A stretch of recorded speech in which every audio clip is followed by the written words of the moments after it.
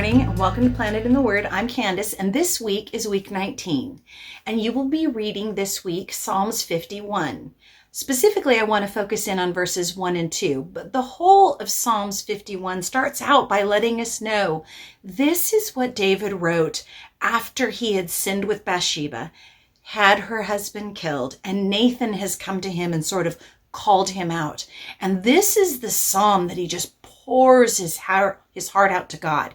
And in verses 1 and 2, he starts to bring up this vocabulary that I want to focus in on. He talks about transgression, and he talks about sin, and then he talks about iniquity. And I've been trying to decide where's a great place to talk about these three things, because I have several choices. One of them is we could have talked about it in Exodus 34:7, but this is as good a time as any, so let's talk about it here. So we're going to go through what is the difference between transgression, sin, and iniquity so that we can fully understand what David is saying here. So let's start with transgression. So transgression is essentially the word pesha. The Hebrew word, it's pesha, and it means rebellion. It means to break the law. It means to go beyond the behavior that was expected for you.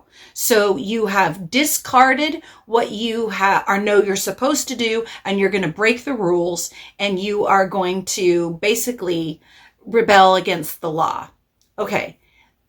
Oversimplification of that, which I don't like to do, but it really helps us to remember, is it's going beyond what was expected of you. This was your expectation, and when it came down to it, you went beyond what you were allowed to do. So it's doing something you shouldn't have done. That's the easiest way to say it. So then let's go to sin. Sin is the next thing that David mentions, and sin is the Hebrew word kata, or sometimes it's kata'ah.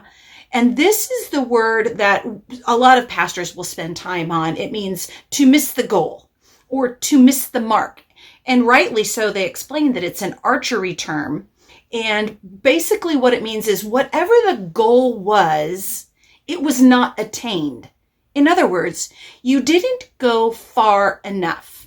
You didn't meet the expectation. You didn't meet the responsibility. You have fallen short, which goes great in line with Romans 3:23, for all have sinned and fallen short of the glory of God. That's exactly what that is, that arrow that doesn't make it to the goal. So if transgression is doing something that you weren't supposed to do, sin can be seen as not doing something you were supposed to do. You fell short of that. So transgression, going too far. Sin, not meeting the expectation, not going far enough. So then what's iniquity? Well, iniquity has a lot more weight to it, or gravitas. This is a lot of the three. This is probably the one that is the most serious. If that's they're all wrong, but this one has a little bit different, weightier tone to it. And this is the word avon in this situation, but it really comes from the Hebrew word avah. And avah means to bend, or to twist, or to be crooked.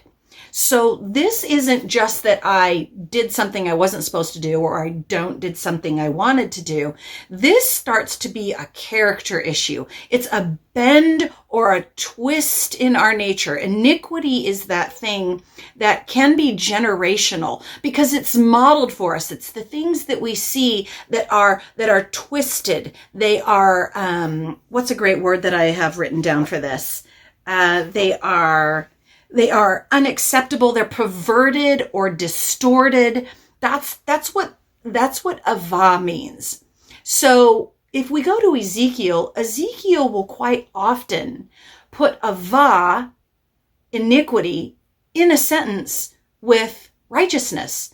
And that might seem a little odd unless you know your Hebrew. So if avah means to twist or to be bent, the interesting thing in Hebrew, the word for righteousness is zadik. And zadik at its just basic root means to be straight, a lance, to be rigid. So it would be to be perfectly straight. Well, God calls Jesus the plumb line, right? He is straight. What's his job? He is the standard by which other things are measured against. The crookedness really shows up when it's laid against the standard of straightness. So if righteousness is straightness and iniquity is bent, you can see why Ezekiel's talking about you were walking in righteousness, but now you're walking in iniquity. You were walking straight, but now you are crooked. So he puts those things appear together. And when we understand that Hebrew picture that was being painted, we understand what's happening there. So what is David doing here in Psalms 51? David is crying out. He is covering all his bases. He is talking about how he went too far. He's talking about how he has fallen short. He's talking about this character trait that has been perverted in him and twisted, and how he wants to bring that back into alignment and walk in righteousness. But mostly what he's crying out for is God to forgive him for all three of these things, these significant, weighty things, all the areas he didn't measure up to what God's expectation was. So if we see David's heart in Psalms 51, we are really called to understand what it is he's crying out for. He's crying out for redemption, and he's crying out for restoration. And you just can't help but see that that is why David really had the heart of God.